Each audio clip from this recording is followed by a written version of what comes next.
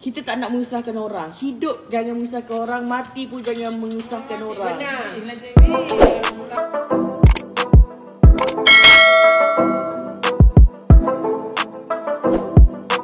Cik B buat bariatrics ke? Astaghfirullahalazim. No. Kalau korang nak tengok Cik B makan burger 3 biji untuk proofkan Cik B tak buat bariatrics, Cik B kan sakit 3 bulan. Pasal journey saya lah. Kenapa saya nak lose weight? Okay, saya akan ceritakan rahsia saya apa semua. Okay, Alhamdulillah dalam masa 2 bulan Cik B lose 15 kilo. Kita ni agak sedih lah. Okay. Ya, korang mungkin tak nampak perubahan. Tapi bagi Cik B rasa Alhamdulillah. Susut. Bukan ni. Alhamdulillah. Okay.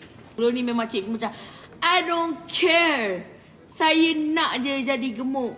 Like, I don't care bro. Like, sebab saya tak ada like, saya macam tak kisah pun kalau saya kurus ke, saya gemuk ke, like apa perbezaan dia. Saya still like live my life. Saya still happy because I don't care apa asal benda yang membuatkan saya kurus kan. Saya tak kisah kalau saya cantik ke, saya tak lawa ke. Saya tak kisah pasal semua tu. Sebab yelah, like saya macam nak impress my own self kan. Macam saya dah impress dah dengan myself. Sebab saya boleh buat summer skin, saya dah boleh buat itu, saya dah boleh buat ini. Saya dah impress sampai kan saya rasa kegembiraan saya adalah makanan sahaja. So saya rasa kegembiraan saya ni adalah makanan. Saya makan lah kan. Itulah satu kegembiraan bagi saya. Tapi yang membuatkan Cik B ubah fikiran untuk lose weight, tahu tak apa? Hikmah dia ada satu dalam video ni. Hikmah dia begini. Mari Cik B tunjuk korang hikmah dia. Okay, kau tengok ni.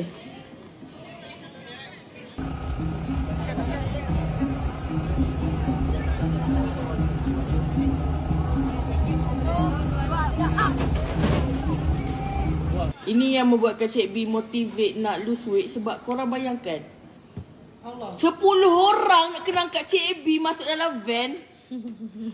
Itu kalau Cik B, astagfirullah, na'udzubillah. Kalau kita satu hari nanti, kalau kita tu nanti kita sudah ni kan, kita tak nak menyusahkan orang. Hidup jangan menyusahkan orang, mati pun jangan menyusahkan orang. Benar. Cik B sangat motivated. So itulah motivated Cik B. Waktu tu Cik B, masa tu Cik B nangis tau masa ni. Korang nampak lah Cik B nangis.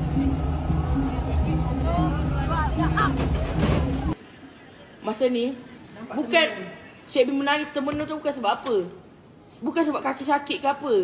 Cik B menangis sedih tu sebab, uish, kenapa sampai 10 orang kena angkat aku? Kenapa sampai 10 orang kena angkat aku?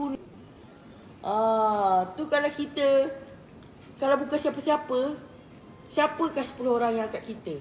Abang, mak kita, suami kita, adik kita, jiran kita. Nasib masa tu ramai orang. Faham tak? So sebab itulah membuatkan saya motivate.